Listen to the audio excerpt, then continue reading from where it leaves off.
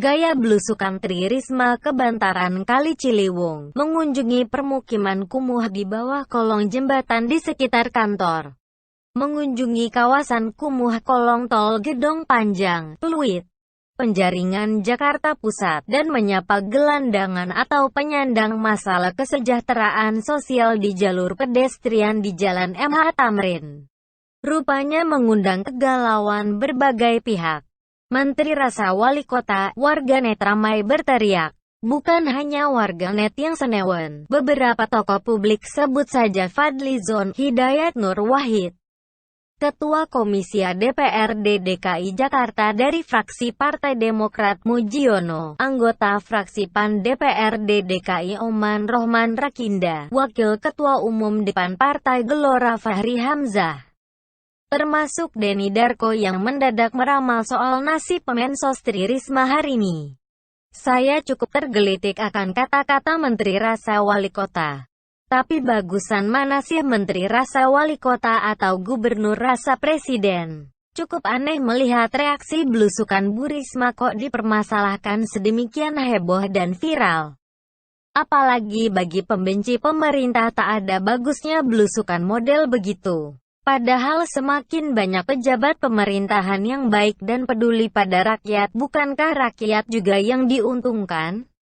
Negara Indonesia yang demikian luas dengan berbagai persoalannya tak akan mungkin mampu diselesaikan oleh satu atau dua orang saja. Dengan metode belusukan saya pikir artinya Bu Risma sudah menunjukkan bahwa dirinya langsung mempraktekkan apa yang memang seharusnya dilakukan oleh seorang menteri sosial. Jabatan yang jelasnya dekat dengan permasalahan sosial semacam itu. Yang mengagetkan adalah dengan reaksi komentar semua pihak termasuk dari para tokoh publik, politisi soal gaya belusukan Bu Risma.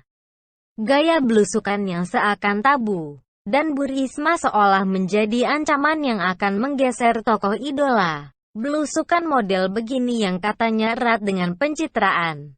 Belusukan kok bawa wartawan terus diekspos ke semua media. Sebetulnya apa yang salah dengan yang namanya pencitraan? Namanya juga pejabat publik. Prinsip simbiosis mutualisme bagi pejabat dan wartawan.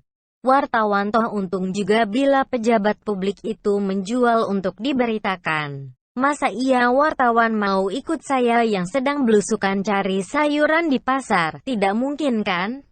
Wong saya bukan pejabat. Lagi pula gaya belusukan Bu Risma masih sesuai dengan tugas pokok dan fungsi Kementerian Sosial.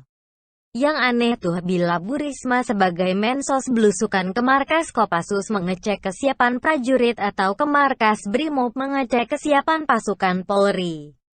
Atau yang lebih aneh lagi bila Pak Prabowo sebagai Menteri Pertahanan belusukan ke kawasan kumuh kolong jembatan Gedong Panjang. Ayo ngapain coba Pak Prabowo ke sana?